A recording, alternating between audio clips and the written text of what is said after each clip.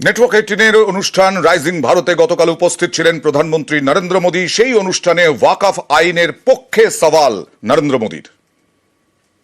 अभी संसद में वक्फ से जुड़े कानून में संशोधन हुआ है। ये जो वक्फ से जुड़ी डिबेट है, इसके मूल में तुष्टीकरण की राजनीति है, पॉलिटिक्स ऑफ अपीजमेंट है। ये तुष्टीकरण की राजनीति कोई नई नहीं है। इसका बीज हमारे स्वतंत्रता संग्राम के समय ही बो दिया गया था, लेकिन कांग्रेस ने इसे वोट बैंक की राजनीति का हथियार बना दिया।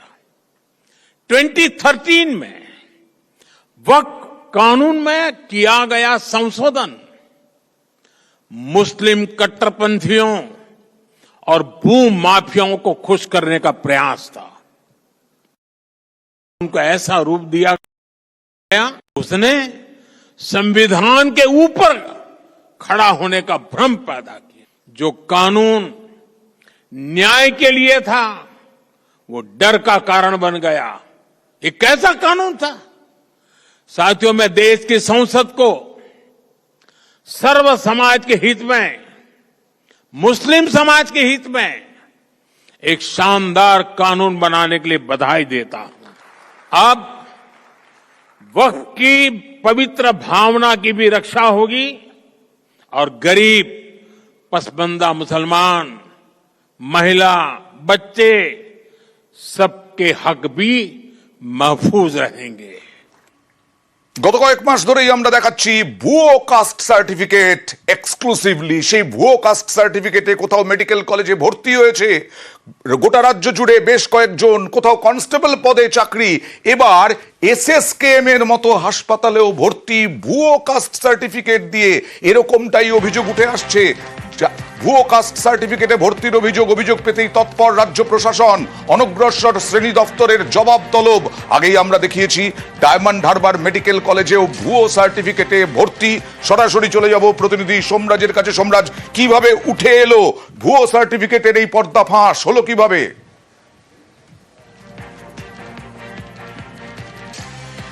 দেখো, যেটা অনগ্রসর শ্রেণী কল্যাণ দপ্তর সূত্রে জানা যাচ্ছে, ডায়মন্ড হারবার মেডিকেল কলেজের তদন্তের সাপেক্ষেই কিন্তু এই এসএসকেএম এর ভুয়ো কাস্ট সার্টিফিকেট নিয়ে ভর্তির অভিযোগ উঠে এসেছে এবং যে অভিযোগের প্রেক্ষিতে ইতিমধ্যেই এসএসকেএম হাসপাতাল কর্তৃপক্ষের তরফে জবাব চাওয়া হয়েছে বলেই অনগ্রসর শ্রেণী কল্যাণ দপ্তর সূত্রে জানা যাচ্ছে। প্রাথমিকভাবে অনগ্রসর শ্রেণী কল্যাণ দপ্তরের আধিকারিকরা যে ইনভেস্টিগেশন করেছে তাতে তাদের সন্দেহ যে একজন পড়ুয়া যিনি মেডিকেল পাঠ্যক্রম পড়ছেন এসএসকেএম হাসপাতাল থেকেই, তিনি ভুয়ো কাস্ট সার্টিফিকেট নিয়েই পড়ছেন বলেই প্রাথমিকভাবে সন্দেহ অনগ্রসর শ্রেণী কল্যাণ দপ্তরের আধিকারিকদের। কিন্তু তারা চাইছেন এসএসকেএম হাসপাতাল কর্তৃপক্ষ কি জবাব দেয় সেদিকেই তারা তাকিয়ে রয়েছে। তার কারণ ডায়মন্ড হারবার মেডিকেল কলেজের যে ঘটনা ঘটেছিল সেই পরিপ্রেক্ষিতেও কিন্তু ডায়মন্ড হারবার মেডিকেল কলেজ কর্তৃপক্ষের থেকে জবাব চেয়েছিল রাজ্যের অনগ্রসর শ্রেণী কল্যাণ দপ্তর এবং সেই কারণেই এসএসকেএম হাসপাতাল কর্তৃপক্ষের উত্তর চেয়েছে রাজ্যের অনগ্রসর শ্রেণী কল্যাণ দপ্তর বলেই সূত্র মারফত জানা যাচ্ছে। এর সার্টিফিকেট, কাস্ট সার্টিফিকেট, ভুয়ো কাস্ট সার্টিফিকেট দিয়ে ভর্তি হয়েছে, তাকে চিহ্নিত করা গেছে।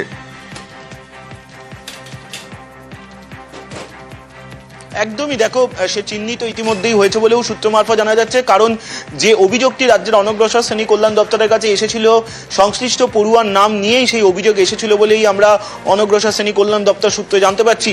অনগ্রসর শ্রেণী কল্যাণ দপ্তরের উচ্চ পর্যায়ের আধিকারিকরা ইতিমধ্যেই গোটা বিষয়টি নিয়ে আলোচনাও করেছেন, বৈঠকও করেছেন এবং এখন তারা এসএসকেএম হাসপাতাল কর্তৃপক্ষের উত্তরের অপেক্ষায় রয়েছেন। এসএসকেএম হাসপাতাল কর্তৃপক্ষ থেকে কি উত্তর আসে সেদিকেই আপাতত তারা অপেক্ষায় রয়েছেন এবং সেই উত্তরের পরেই পরবর্তী পদক্ষেপ এবং তারা চেষ্টা করছেন শুক্রবারের মধ্যেই কিছু একটা সিদ্ধান্ত নেওয়া। আমরাও অপেক্ষা করছি, কারণ দর্শকদের সামনে তুলে ধরবো সেই ভুয়ো কাস্ট সার্টিফিকেটে কে ভর্তি হলো এসএসকেএম এ। আর জাল ওষুধের কারবার, জাল ওষুধের পর্দা ফাঁস হয়েছে অনেক দিন আগেই। সেই জাল ওষুধ ঠেকাতে রাজ্য সরকার বারবার বিভিন্ন পদক্ষেপ করছে। এবার অন্য রাজ্য থেকে যে ওষুধ কেনা হচ্ছে সেই ওষুধের ওপরে নজরদারি, ওষুধ কেনায় নজরদারি, ভিন রাজ্য থেকে ওষুধ কেনায় বিধিনিষেধ। কিভাবে ঠেকানো হবে, কি প্রসেস, কি কৌশল, কথা বলবো প্রতিনিধি অভিজিতের সঙ্গে। অভিজিৎ, অয়ন, জাল ওষুধ নিয়ে অনেকদিন ধরেই তৎপর রয়েছে রাজ্য ড্রাগ কন্ট্রোল বোর্ড, এবং রাজ্য ড্রাগ কন্ট্রোল বোর্ড সম্প্রতি যেটা সিদ্ধান্ত নিয়েছে, দেখা যাচ্ছে যে মূলত ভিন রাজ্য থেকেই এই জাল ওষুধগুলো আসছে। তার মধ্যে মূল হচ্ছে বিহার, উত্তরপ্রদেশ, হরিয়ানা, উত্তরাখণ্ড, হিমাচল প্রদেশ, ওড়িশা, এবং এই রাজ্যগুলো থেকে যে সমস্ত আমাদের রাজ্যের পাইকারি ব্যবসায়ীরা যে ওষুধ কিনছে, সেই ওষুধগুলো কেনার সময় তারা যেন ভালো করে লক্ষ্য রাখে এবং প্রত্যেকের লাইসেন্স এবং তার সঙ্গে জিএসটি বিল সহ প্রয়োজনীয় কাগজপত্র যেন খতিয়ে দেখা হয়, এবং এই যে ভিন রাজ্য থেকে যে ওষুধগুলো কেনা হচ্ছে তার সমস্ত তথ্য রাজ্যের ড্রাগ কন্ট্রোলকে জানাতে হবে, এমনটাই নির্দেশিকা আনতে চলেছে রাজ্য ড্রাগ কন্ট্রোল বোর্ড।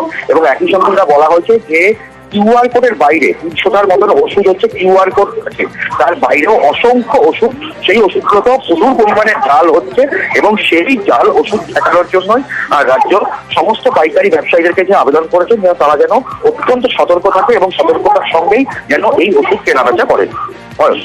বেশ,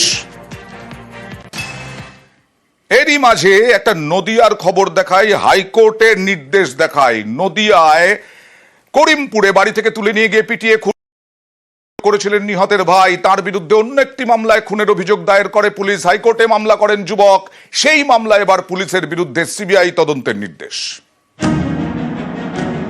অভিযোগকারীর বিরুদ্ধেই খুনের মামলা শুরু করে পুলিশ, এবার পুলিশের বিরুদ্ধে সিবিআই তদন্তের নির্দেশ দিল কলকাতা হাইকোর্ট।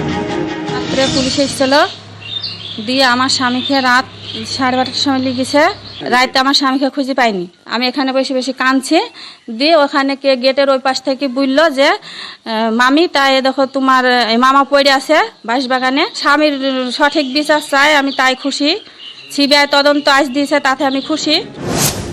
করিমপুরের মুরুটিয়া থানা এলাকার বাসিন্দা শওকত মণ্ডল, 2023-এর 26শে অগস্ট তার অস্বাভাবিক মৃত্যু হয়। পরিবারের অভিযোগ, বাড়ি থেকে শওকতকে তুলে নিয়ে যায় মুরুটিয়া থানার পুলিশ, থানায় পিটিয়ে খুন করা হয়। এ নিয়ে জল গড়ায় কলকাতা হাইকোর্টে। আদালতের দ্বারস্থ হন নিহত শওকতের ভাই মোহন মণ্ডল, পুলিশের বিরুদ্ধে খুনের অভিযোগ করেন। এই ঘটনায় আগেই সিবিআই তদন্তের নির্দেশ দেয় কলকাতা হাইকোর্ট। এরপরেই মোহন মণ্ডলের বিরুদ্ধে খুনের মামলা দায়ের করে পুলিশ। শওকতের মৃত্যুর 1 মাসের মধ্যে একটি খুনের ঘটনা ঘটে। মুরুটিয়া থানা এলাকা থেকে কিছুটা দূরে একজনকে খুন করা হয়। অভিযোগ, এই খুনের মামলায় শওকতের ভাই মোহনকে ফাঁসানোর চেষ্টা করে পুলিশ। তখন কলকাতা হাইকোর্টের দ্বারস্থ হন মোহন। সেই মামলাতেই এবার মুরুটিয়া থানার পুলিশের বিরুদ্ধে সিবিআই তদন্তের নির্দেশ দিল কলকাতা হাইকোর্ট। এই বডিটা পাওয়ার পরে আমরা হাইকোর্টে মামলা করলাম পুলিশের বিরুদ্ধে। আমার বাবাকে পুলিশে নিয়ে গেছে, তাই পুলিশের জন্য মামলা করলাম। আমার চাচা এসে মোহন মণ্ডল, ওই কেসে আমাদের সাথে সাহায্য করেছিল, তার জন্যে ধারায় তার কিছুদিন পর একটা মার্ডার হয় 18 তারিখে, আর ওই মার্ডারে আমার চাচাকে ফাঁসিয়ে দেয় মিথ্যা মামলা দিয়ে। কোর্ট সিবিআই তদন্ত নির্দেশ দিয়েছে, এতে আমরা খুব খুশি। মঙ্গলবার হাইকোর্টের বিচারপতি তীর্থঙ্কর ঘোষ বলেন, পুলিশের বিরুদ্ধে অভিযোগ উঠেছে, এক্ষেত্রে সাধারণ মানুষ এবং অভিযোগকারীদের মনে ভরসা দিতে সিবিআই তদন্তের নির্দেশ। এই মামলার সঙ্গে সম্পর্কিত একটি ঘটনার আগেই সিবিআই তদন্তের নির্দেশ দিয়েছে ডিভিশন বেঞ্চ। সুপ্রিম কোর্টও সেই নির্দেশ বহাল রাখে। আরজি করের আর্থিক দুর্নীতির মামলায় খুনের ঘটনার সঙ্গে দুর্নীতির অভিযোগের ইঙ্গিত ছিল। হাইকোর্ট সিবিআই তদন্তের নির্দেশ দেয়, তাই এই মামলাতেও সিবিআই তদন্তের নির্দেশ।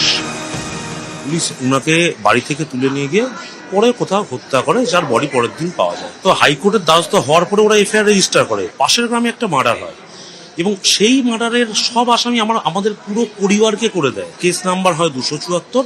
আমাদের এফআইআরটা কমপ্লেনটা আগে হওয়ার সত্ত্বেও আমাদেরটা পড়ে 274 নম্বর কেস নম্বরে যখন আমরা অ্যান্টিসিপেটরি বেল করতে আসি অনারেবল হাইকোর্টে, ডিভিশন বেঞ্চ এটাকে সিবিআই তদন্তে দেয়। আজকে আমরা 275-এর এই তদন্তের জন্য সিবিআই এর জন্য আমরা এসেছিলাম, সেই অর্ডারটি আমাদের দিয়েছে এবং আমরা বিচারের আশায় আছি। অর্ণব হাজরা এবং সমীর রুদ্র, নিউজ 18 বাংলা।